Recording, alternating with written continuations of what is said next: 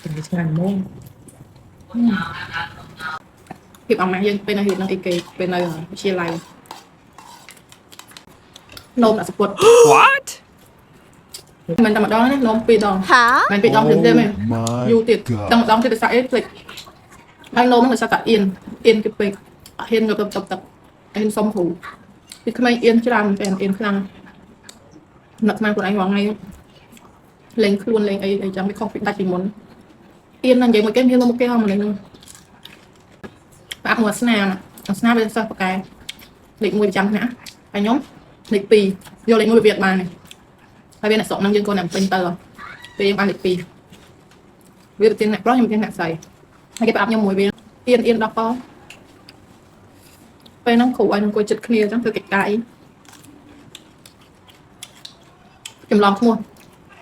vì sự hơi bình chi này cũng cho hơi tam đàn thấy ngọc này háo viên là tọt vừa soi mà xa đi tại một cái cùng nổ em cô là nãy cho đẹp bật lên chàng cái thì vô là hột thì nô họ hiện hẹp cái chất nơ tục lịch bán nôm chù thì sao đó cái việc chất tổng quên mỗi khi tổng tiền cái của áp lưỡi bạn mà cái lợn đam cả cái bao mà mơ một bạn đây nó cô này quanh nôm là sport cái áp dùng họ ấy hơn hay khỏi chết thiên nó cho những cái khơi một cái khăn có hiện cái mà tập nát các con này quanh nhung con này quanh nôm là sport nữa muối nó cái gì việc đỡ nệm xiêm liệt muối nữa vì con nè cho cái lịch dương nè tại giờ thôi video cho tao cái đồ cuộn nên vì mơ rương tao vì nó khơi chúa mơ tầng trong nhâm lấy nó đóng nhâm này kia không này lắng tình không chưa là cuộc quạ còn mơ đây mình ăn tình mơ tam scar đây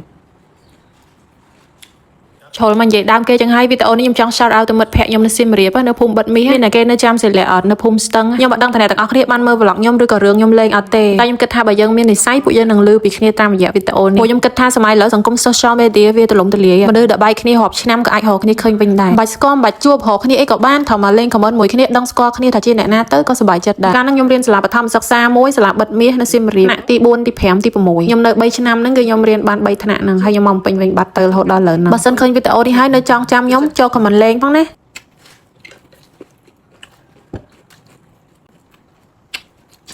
máy ra tụi để tụi đây qua đây được đây ngon ra lên yên để cho cô tới ញ៉ាំមានអ៊ំអ្នកចិត្តខាងគាត់ដើរមកលេងមកសួរគាត់ថាដើរមកតែឃើញខ្ញុំនៅផ្ទះខ្ញុំធ្វើអីញ៉ាំប្លែកៗអញ្ចឹងការរាប់អានមានតំណែងល្អមួយអ្នកចិត្តខាងល្អអ្នកទាំងអស់គ្នាអត់រាប់ក៏មិនការជាមួយលោកអេរីកូនខ្ញុំនេះគាត់រស់រាយអ្នកចិត្តផ្ទះញ៉ៃពីគេខ្នាញហ៎ តែសម័យឡើងគ្មានខោគ្មានអីញ៉ាំប៉ុណ្ណឹងហើយជុះខ្ញុំវាអស់ចាកូនខ្ញុំអ្នកទាំងអស់គ្នាគាត់តែលឺសូរសលេងពូអ្នកចិត្តខាងគាត់មកសលេងម៉ូតូគេរត់ទៅវូចុំអេរីកធ្វើអីទៅដល់អ៊ំមកពីណាហើយគេឆ្លើយហើយអ៊ំភាសាបាយនៅអីម៉ាក់និយាយខ្ញុំមិនសូវជឿណាដល់ពេលខ្ញុំទៅផ្ទះថ្ងៃអាទិត្យខ្ញុំឃើញខ្លួនឯងបាទខ្ញុំ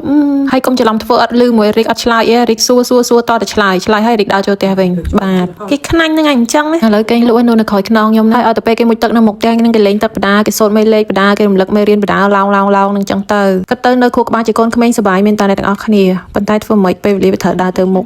ស្ដាប់ទៅតែផ្អែមថាដូចផ្អែមនេះក៏ផ្អែមនេះតែខ្ញុំអត់ចិត្តញ៉ាំផ្អែម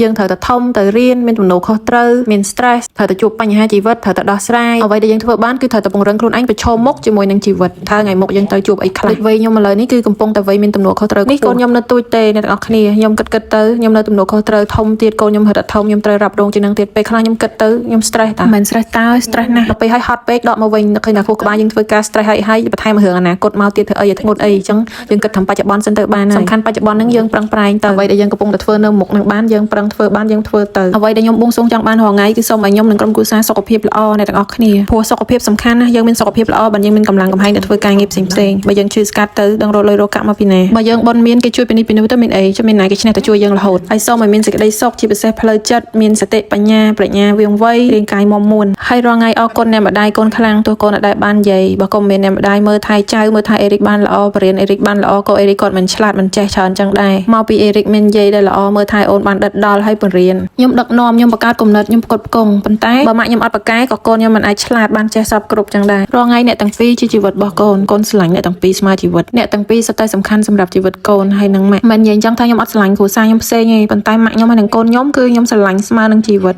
អត់បាននិយាយអញ្ចឹងក៏នឹកដល់ក្មួយៗខ្ញុំដែរគាត់កព្រីខ្ញុំតែងតែជួយបងសួងបន់ស្រន់ឲ្យគាត់ធំឡើងមានអ្នកគាត់ល្អកុំឲ្យគាត់ខ្វះខាតកុំឲ្យគាត់ពិបាកខ្ញុំហ៊ាននិយាយថាខ្ញុំខ្លួនទូចបេះដូងធំខ្ញុំមានក្តីស្រឡាញ់ក្តីអាណិតឲ្យកូនក្មួយខ្ញុំទាំងអស់ទោះបីខ្ញុំវាគ្មានលុយជួយអីក៏ដោយប៉ុន្តែក្នុងបេះដូងខ្ញុំគឺប៉ុនមហាសមុទ្រហ្មងពួកអីខ្ញុំត្រូវមានគ្រួសារមានអម្រែកដែលខ្ញុំត្រូវរ៉ាប់រងដូចគ្នាពេលខ្លះខ្ញុំជួយខ្លួនឯងសឹងមិនចង់រួចដែរហ្នឹងខ្ញុំអត់មានអីជួយក្រៅតែពីការបួងសួងការលើកទឹកចិត្តព្រៀនប្រដៅដោយក្តីស្រឡាញ់មិនចំពោះតែកូនក្មួយខ្ញុំទេសូម្បីតែអ្នកខ្ញុំស្គាល់ខ្ញុំរាប់អានក៏ដោយពេលដែលខ្ញុំនិយាយខ្ញុំលើកទឹកចិត្តខ្ញុំចង់ឲ្យរឹងមាំពីព្រោះអីខ្ញុំឆ្លងកាត់ហើយមុននឹងខ្ញុំរឹងមាំក៏ខ្ញុំឆ្លងកាត់ពីការខ្សោយដែរអញ្ចឹងហ្នឹងហើយជាក្តីស្រឡាញ់របស់ខ្ញុំអញ្ចឹងហើយបានខ្ញុំធ្លាប់និយាយថាខ្ញុំឲ្យតម្លៃមែនតើទៅកាន់អ្នកណាដែលលើកទឹកចិត្តខ្ញុំពីព្រោះខ្ញុំឲ្យតម្លៃខ្លាំងទៅលើការលើកទឹកចិត្តថាវាមានតម្លៃសម្រាប់ខ្ញុំហើយពេលដែលខ្ញុំឲ្យទៅគេលើកទឹកចិត្តទៅគេក៏ខ្ញុំឲ្យតែក្តីស្រឡាញ់ដែរព្រោះមនុស្សយើងបើយើងមិនស្រឡាញ់យើងមិនអាចទៅនិយាយលើកទឹកចិត្តគេបានពីព្រោះអីគេចំណាយពេលវេលាគេមកនិយាយមួយយើងពេលវេលាគេក៏មានតម្លៃដែរគេយកពេលនិយាយមួយយើងនឹងទៅធ្វើនេះធ្វើនោះទៀតគេមានពេលវេលាគេមានតម្លៃបើសម្រាប់គេខ្ញុំមិនដឹងទេណាបើសម្រាប់ខ្ញុំវិញខ្ញុំនិយាយហើយខ្ញុំណែនាំខ្ញុំលើកទឹកចិត្តហ្នឹងគឺខ្ញុំឲ្យទៅទាំង energy ខ្ញុំហ្មងខ្ញុំបញ្ចេញតាំងពី energy ពីក្នុងខ្លួនខ្ញុំអស់ហ្មងពីព្រោះខ្ញុំអត់បាននិយាយឲ្យរួចពីមាត់ទេរបៀបថាខ្ញុំនិយាយចង់ឲ្យគេយល់ចង់ឲ្យគេចាប់បានអញ្ចឹងខ្ញុំចំណាយថាមពលពីក្នុងខ្លួនខ្ញុំនិយាយហ្មងវាដូចគ្រូបរៀនផឹងបញ្យលវេយ្យាករណ៍ទៅសិស្សអញ្ចឹងហើយខ្ញុំនិយាយឲ្យមួយរាវប្រហែល1ម៉ោងហ្នឹងហើយខ្ញុំនិយាយអស់ហើយខ្ញុំលេងនិយាយទៀតហើយព្រោះខ្ញុំនិយាយសរុបមកពេលហ្នឹងយកអស់ហ្មងឲ្យហត់ម្ដងហ្នឹងហ្មងគឺខ្ញុំផ្ដល់ឲ្យចេញពីកៅអៅបេះដូងខ្ញុំហ្មងទោះបីវាត្រឹមជាការនិយាយក៏ដោយតែខ្ញុំដឹងទំហំនៃការនិយាយគឺខ្ញុំផ្ដល់ឲ្យចេញពីធម៌ពលខ្លួនខ្ញុំហ្មងអញ្ចឹងហើយបានខ្ញុំទឹកនឹកឃើញថាមិនបានប្រពេលខ្ញុំនិយាយខ្ញុំបញ្យល់ឲ្យខ្ញុំមានអារម្មណ៍ថាអស់កម្លាំងខ្ញុំឈឺក្បាលដោយសារខ្ញុំប្រើធម៌ពលពីក្នុងខ្លួនណាខ្ញុំប្រឹងពីក្នុងខ្លួនទៅហ្មងនិយាយមួយគេអានេះជាខ្ញុំទេទាំងអស់គ្នាគឺខ្ញុំបែបហ្នឹងខ្ញុំមិនដឹងថាអ្នកទាំងអស់គ្នាគិតមិនទេប៉ុន្តែខ្ញុំបញ្យល់ពីខ្លួនខ្ញុំគឺបែបហ្នឹងខ្ញុំដឹងថាមិនគ្រប់គ្នាស្ដាប់ទៅចេះតែទទួលយកបានខ្ញុំគិតថាមនុស្សដែលស្ដាប់ហើយទទួលយកបានគឺមនុស្សហ្នឹងមាននិស្ស័យហើយ energy គាត់ហ្នឹងក្នុងខ្លួនក៏ប្រហាក់ប្រហែលមួយខ្ញុំដែររឿង energy ធម៌ពលក្នុងខ្លួនហ្នឹងក៏ចឹងដែរបើយើងមានធម៌ពលខ្លួនឯងខ្លាំងស្គាល់ខ្លួនឯងហើយចង់គេមកនិយាយមកបំបែក energy យើងបាក់ទឹកចិត្តយើងអីក៏យើងងាយបាក់ដែរដោយសារតែយើងស្គាល់យើងដឹងពីខ្លួនឯងធម៌ពលក្នុងខ្លួនយើងខ្លាំងណាយល់អត់យើងចេះបើកចិត្តទទួលយកថាអត់មានអ្នកគេ perfect ទេខ្លួនយើងក៏អត់ perfect ដែរយើងនៅមានកន្លែងខ្វះខាតរូបរាងយើងវាស្ទើរទៅនេះស្ទើរទៅនោះចឹងពេលគេមកនិយាយអីប៉ះពាល់អារម្មណ៍យើងគឺយើងប្រាប់ energy ខ្លួនឯងហ្មងគឺចេញមកដាស់ខ្លួនឯងហ្មងថាអូខេអត់មានអ្នកគេ perfect ទេវាត្រូវតែមានកន្លែងតោះយើងទទួលយកប៉ុណ្ណឹងហើយបើយើងគិតថាគេមកប្រាប់នេះទៅនោះយើងគិតថា